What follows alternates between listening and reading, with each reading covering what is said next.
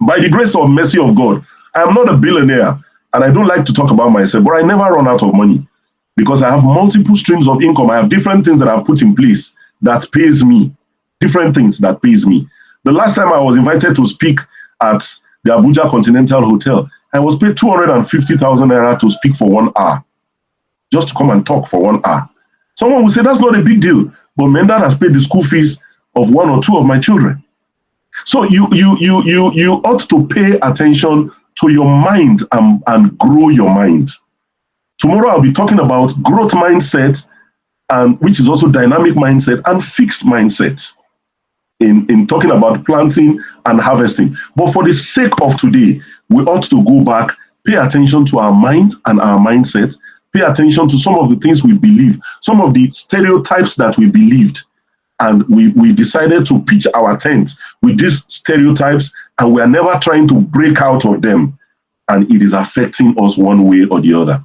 And I trust God that as we begin to unveil and unpack and unbundle all of what God has deposited on our inside, greatness awaits each and every one of us.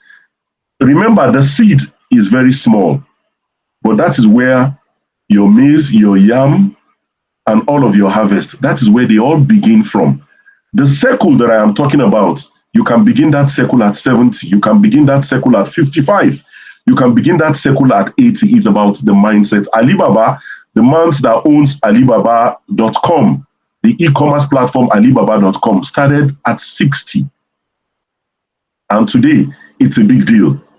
Today, it's a big deal. And so you can begin at any level and at any stage. What is important is begin to pay attention to your intuition. Begin to pay attention to some of the things that God has put on your inside, and begin to pay attention to some of the things the Spirit of God speaks to us on a daily basis. Begin to pay attention to some of the things that the Spirit of God is pointing you in that direction, and study it. Do some research. You know, part of the stereotype and belief system here is that we are very mechanical in this part of the world. We are very mechanical and logical. We want one thing leads to another, the other one leads to another. And if that is not clear to us, we are seeing it as a major challenge. But that's not the way life works. There is need to pay attention to meditation. There is need to pay attention to thinking. There is need to pay attention to thinking, to brainstorming, to sitting down with yourself. I do that a lot. I'm in my study. This study, it's personal to me, well, accessible to any member of the family. But this is where I spend time. This is where I pray. This is where I sit down to think. Praise God. When God was saying, I know the thought that I think towards you, the thought of good and not of evil, what was God saying? It means God thinks. Psalms 92 and verse 5. How great are thy works, O Lord? How deep are thy thoughts? David was saying, the magnanimity of the kind of work that we are seeing you do is as a result of the depth of the thoughts that you have. And so pay attention to thinking. Pay attention to, that's not worrying, please. There's a difference between thinking and worrying. Thinking is proactive. Worrying is reactive. I'm not talking about reacting to everything you see.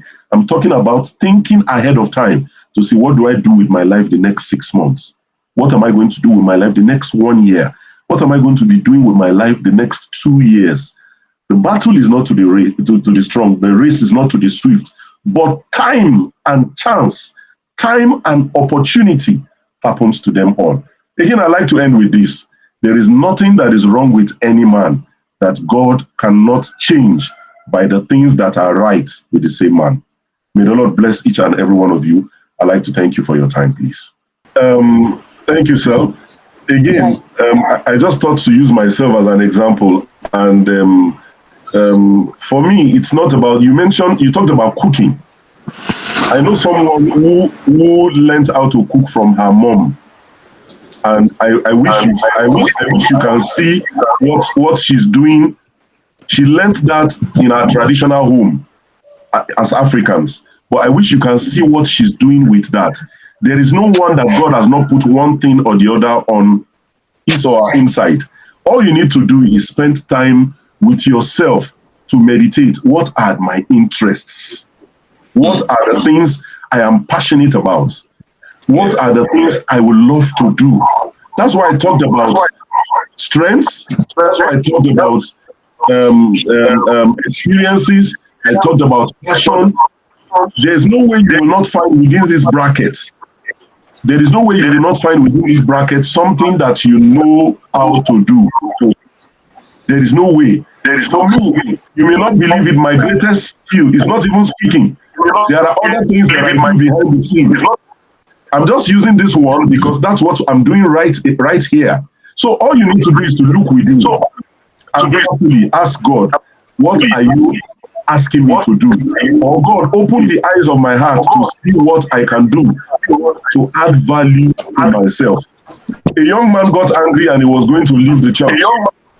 And my older brother called me. My older brother, who is a full-time pastor, called me and said I needed to come speak to them somewhere in Ibadan. And I went to the church where he was a resident pastor. And I met with the young man. He said he lost his job. He's frustrated. God is not answering prayers. And I asked him, what are you thinking of doing? What's your next plan? And he said to me, he's harvesting cashew nuts. And he wants to start making cashew nuts for sale and all of that. And I said, oh, that's nice. And that means God has put something in your hand. He said, what's the big deal about this? I connected him with some people who I know in Benue who can be supplying cashew nuts to him. And I had a session, 30-minute session with him. And after we're done talking, as I speak, he does peppered cashew nuts, gingered cashew nuts, sweetening cashew nuts. As we speak, he exports cashew nuts to Nigerian medical doctors abroad. So I ask, is there anybody there who is still saying, I don't have anything that God has put on my inside? So I'm returning the question back to us.